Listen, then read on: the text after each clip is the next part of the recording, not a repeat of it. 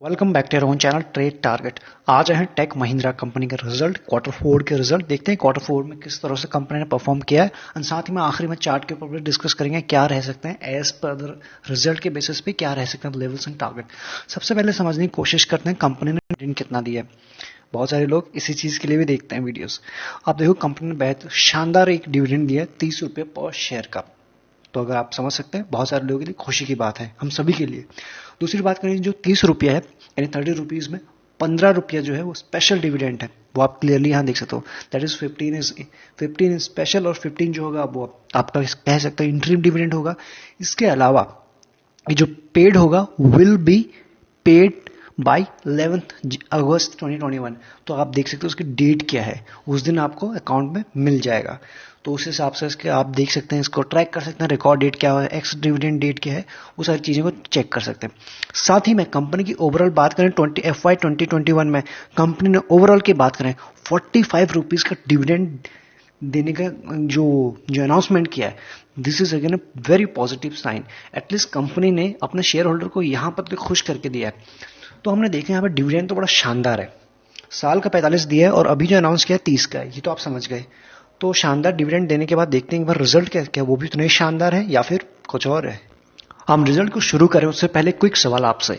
जैसा आप सभी लोगों ने हमसे उम्मीद कर रखी है ना ट्रेड टारगेट ऐसा कंटेंट लेके आएगा, अगर हम आपकी उम्मीद पर बिल्कुल खड़े नहीं होते हैं या फिर वैसा आपको डिलीवर नहीं कर पाते तो डेफिनेटली हमारे व्यूअरशिप में आएगी, वहां पे फॉल आएगा, डेफिनेटली आएगा।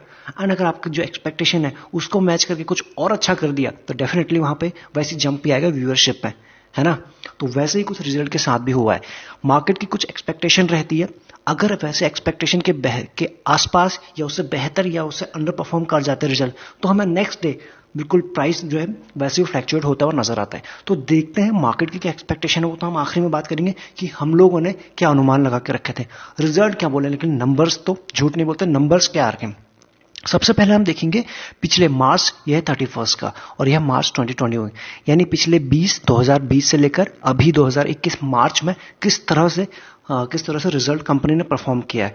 एंड उसके साथ ही देखेंगे पिछले Q3 एंड Q4, ये जो आपको दिख रहा है दिसंबर से, वहां कैसे हुए। तो सबसे पहले हम देखेंगे रेवेन्यू फ्रॉम द ऑपरेशन। कई दफा बता चुका हूं कि इस चीज को आप देखना काफी इंपॉर्टेंट हो जाता है। सिर्फ आप नेट इनकम टोटल इनकम को देखोगे तो यहां से आपको धुंधली पिक्चर समझ में आई। क्यों? कंपनी का जो मेन काम है जिसे हम बोलते हैं operation, operating profit, operating revenue, अगर वहीं से पैसा नहीं आ रहा कहीं और से पैसा आ रहा है, दैट्स मीन मेन काम में हो सकता है आज नहीं आए तो दैट्स मीन वहां कुछ प्रॉब्लम है। अदर इनकम आज है कल नहीं है, इसलिए आपको ये पार्ट देखना बहुत जरूरी हो जाता है। अब यहां देखोगे पिछले साल 94,902 मिलियन, सारे नंबर मिलियंस में, और इस बार जो है एक साल के बाद 97,299, यानी यहां पर आपको एक जंप दिख रही है, बिल्कुल रेवेन्यू फ्रॉम द ऑपरेशन में जंप है।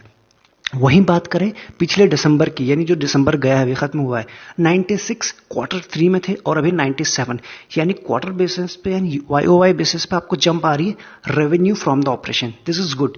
अब बात करते हैं अदर इनकम को, अगर हम छोड़े टोटल इनकम की, टोटल इनकम कितनी हुई कंपनी के पास। पिछले साल थे 97,754, ठीक है, और इसका 97,625, यानी कि वहां से हमको स्लाइटली यहां पे डिप नजर आ रही है, छोटी सी जंप डिप है।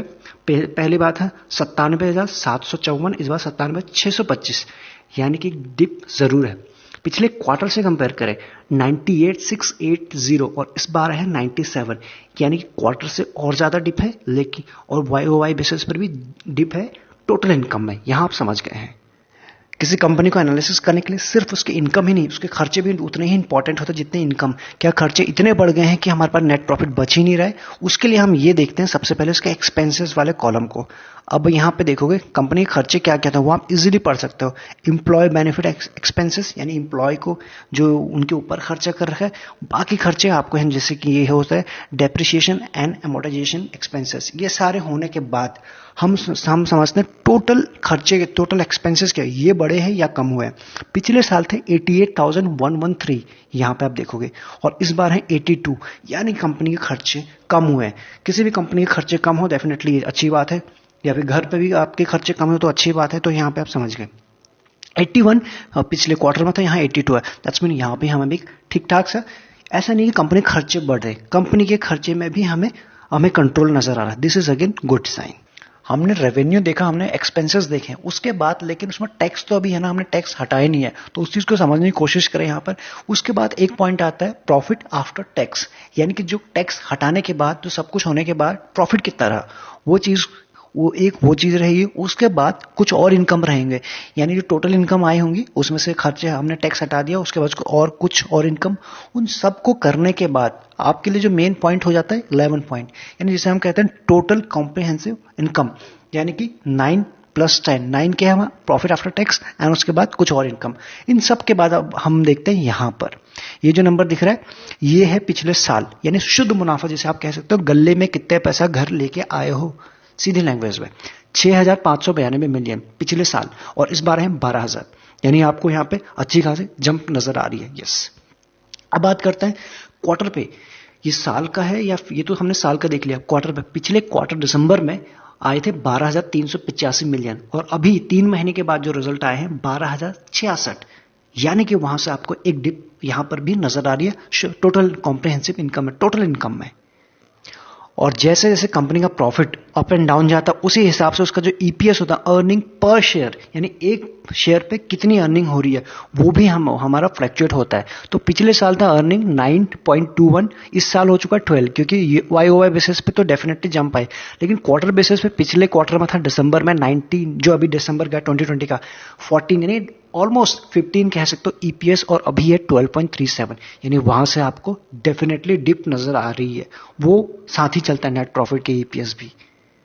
तो हमने यहां तक रिजल्ट को समझने की कोशिश की। अब समझते हैं मार्केट की क्या एक्सपेक्टेशन थी। मार्केट की एक्सपेक्टेशन थोड़ा हाई थी, तो उस हिसाब से ये शेयर ने हमें ऐसा रिटर्न दिया नहीं है। डिविडेंड बहुत अच्छा दिया, इसमें हमें कोई शिकायत नहीं है। जितने भी आईटी कंपनीज का जितना रिजल्ट अभी तक आया, सभी ने अच्छा डिविडेंड दिया। आप देख सकते हो TCS, Infosys, HCL and this, सभी ने 15 रुपए का एक जो बेसिक है वो तो दिया ही है, इस कंपनी ने और भी ज्यादा दिया है।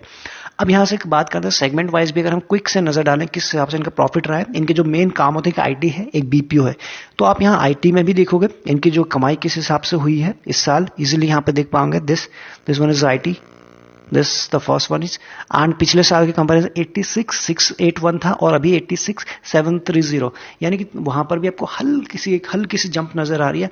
एंड वहीं बीपीओ की बात करेंगे, पिछले साल था 8,221 और इस बार है 10,000, यानी बीपीओ में भी आपको जंप नजर आए। लेकिन उस सबके बाद हमने देखा, ये तो सेगमेंट वाइज है, हमने ओवरऑल वहीं पे देख लिया पहले पार्ट में, ये सब किस सेगमेंट से कितना पैसा आया, कहां गिरा, कहां बढ़ा, वो आप यहां पे चीजें देख सकते हैं। तो उस हिसाब से ये उतने रिजल्ट उतने as per the market expectation आए नहीं है, तो हो सकता है हमें कल को कुछ इसके शेयर प्राइस में कुछ गिरावट नजर आए। चलते हैं चार्ट के ऊपर, कितनी गिरावट आ सकती है, क्या रहेंगे लेवल्स एंड टारगेट समझने के लिए। इस वक्त आपके सामने टेक महिंद्रा का 1 डे का चार्ट ओपन है, यानी कि हर एक कैंडल आपको 1 डे को रिप्रेजेंट कर रही है। एक दिन में कितना सेंटीमेंट हुआ, कितना शेयर प्राइस ऊपर नीचे गया, सब कुछ इसमें दिख रहा है। तो उस हिसाब से आप यहां पर हम देखेंगे ये शेयर जो आपका red line, green line and blue line के ऑलमोस्ट, यानी रेड और ग्रीन के, यानी 2050 के नीचे ट्रैवल करता हुआ नजर आ रहा है।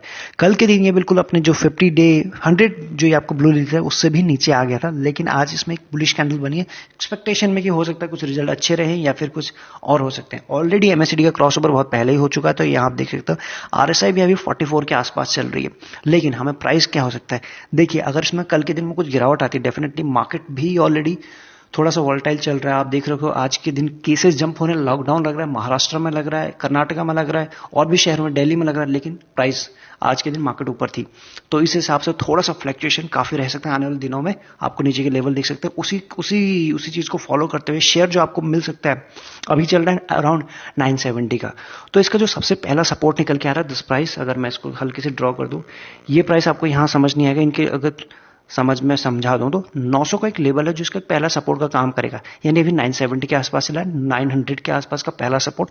और अगर और भी ज्यादा गिरता है, मार्केट में और भी ज्यादा वीकनेस रहती है, फिर शेयर और भी थोड़ा करेक्ट होता है, तब आपके लिए बेस्ट बाय हो जाएगा 865 टू 8670 के आसपास। ये दो लेवल ऐसे हैं जहां पे इसमें बिल्कुल अच्छी खासी खरीदारी आते हुए आपको नजर आएगी अगर वहां तक जाता है तो। अदरवाइज आपके सामने रिजल्ट आपने देखे, बहुत ज्यादा गिरावट भी नहीं है, ऐसा नहीं कि बहुत बड़ी गिरावट हो गई है, और लेकिन बहुत ज्यादा जंप नहीं है। तो हमने फ्लैट से देखे हैं, बहुत फ्लैट है। आप हो सकता है आपको कुछ और लगे, लेकिन as my understanding, as per my understanding. और अगर आपको जैसे कि अभी 970 के आसपास मिल रहा होगा, जैसे ये 990 के आसपास इसको क्रॉस कर देते हैं, जो ये आपको लेवल दिख रहे हैं, ये एक बार इसको क्रॉस को पता है तो उस वक्त के सारे अपने मूविंग एवरेज के ऊपर हो जाएगा और शॉर्ट टर्म में भी ये शेयर आपको बुलिश होता हुआ नजर आएगा। तो ये जो रेंज है अभी 970 से लेकर 990 के बीच में, कुछ ये रेंज ऐसी है जहां पर जिसके बाद इसमें फ्रेश कॉन्फिडेंट आ जाएगा। अदरवाइज नीचे के लेवल पे इस तो थोड़ा सा ध्यान देना चाहिए। बाकी शेयर में कोई कमी नहीं है, डिविडेंड तो आपको भर भर के देके जाएगा, साल भर में 45 पर शेयर का आपको देके तो जाएगा ही देगा।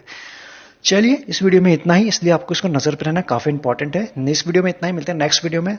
प्राइवेट चैनल पर जुड़ना चाहते हैं, डिस्क्रिप्शन में उसका पूरा लिंक और प्रोसेस किस तरह से जुड़ सकते हैं, फ्री में अकाउंट ओपनिंग हो रहा है। साथ ही में चैनल को तो सब्सक्राइब कर ही सकते हैं, क्योंकि रेगुलर बेसिस पर हम वहां नए अपडेट्स लाते रहते हैं, कुछ नया सिखाने की कोशिश करते हैं। होप आपको वीडियो पसंद आया। Thank you so much.